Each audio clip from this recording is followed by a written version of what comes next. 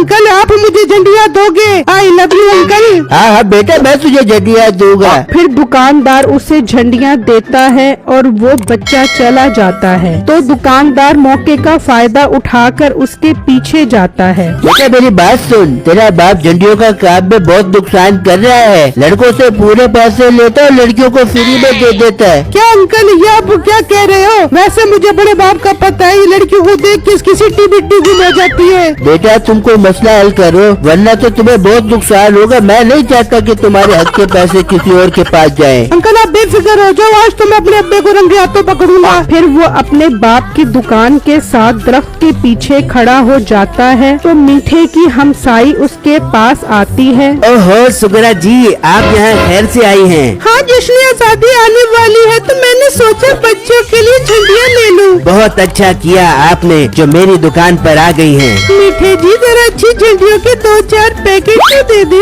हाय मैं मर जावा, 1-2 क्या 8-10 ले जाएं। ये अब्बे के काम तो देखो, आंटी सुगरा को कैसे फ्री झंडियों की ऑफर करवा रहा है और मुझे 1 पैकेट देते हुए से मौत पड़ रही थी। कोई बात नहीं बच्चों, तेरा तो मैं मसला हल करता हूँ। शुक्रिया मीठे जी, कितने पैसे हो गए? अरे सुगरा जी आप पैसों की बात करके मुझे क्यों शर्मिंदा कर रही हो? आप जरा शाम को छत पर आना, आपसे दिल की एक जरूरी बात करनी है। दिल की बात करेगा? तुझे तो बच्चों में ऐसा दिल का दौरा पड़वाऊंगा कि तू याद करेगा। फिर वो औरत झंडियाँ लेकर चली जाती है और वो बच्चा मीठे के पास आता है। ओए तू फिर आ गया, तू घर जाकर पढ़ाई करेगा कि नहीं? पढ़ाई तो मैं कर लूंगा, पहले झंडियों का पैकेट दे। मैं तेरे कान के नीचे 2 थप्पड़ लगाऊंगा, चल भाग जा यहाँ से। ठीक है बना दे मुझे झंडियाँ, मैं घर जाके अम्मी को बताता हूँ कि तू आंटी सुगरा को मुफ्त में झंडियाँ दे रहा था। अब अब्बा तू मेरे जान में आया है। ओ मेरे प्यारे बेटे, तू तो गुस्सा ही कर गया। कितनी झंडियों के पैकेट लेगा तू? 2 पैकेट दे। तू तो 1 पैकेट कह रहा था। हाँ पहले बात और थी, अब तू मेरे जाल में पूरा फंसा है। चल अब 2 पैकेट दे। फिर मीठा उसे पैकेट देता है। ये ले मेरे राजकुमार बेटे,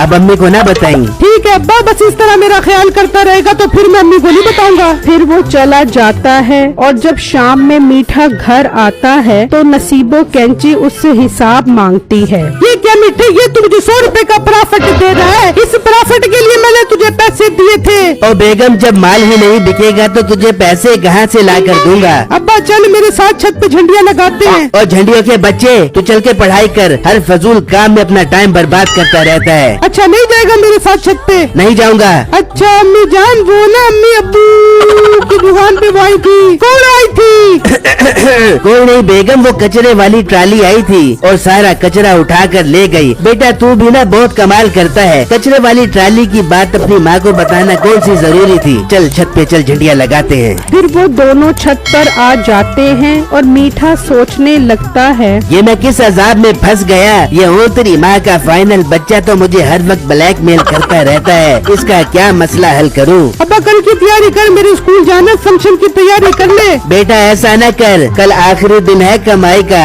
मेरा लाल मुझे कमाने दे। अब्बा तू जितनी कमाइयाँ करता है मुझे सब पता है, तू चल स्कूल। ओए तू कोई बहुत ढीठ है, पता नहीं कौन से कव्वे खा के पैदा हुआ है। मेरे बेटे कल काम का आखिरी दिन है, कल जाना बहुत जरूरी है। नहीं जाएगा फिर? हाँ नहीं जाऊंगा। अम्मी अब्बू ना आंटी सुगरा। बेटा चुप कर, मैं जाऊंगा, तेरे साथ जाऊंगा। फिर अगले दिन मीठा सारा दिन स्कूल में जाया कर देता है और उस दुकान वाले का सारा माल बिक जाता है और मीठा 14 अगस्त वाले दिन अपना स्टॉल खोलकर बैठा होता है। अब आजादी वाले दिन उससे कौन झंडियाँ लेगा? आज सारा मुल्क तो आजाद हो गया, लेकिन मीठा अपने बेटे और बीवी के आगे आज भी कैद है।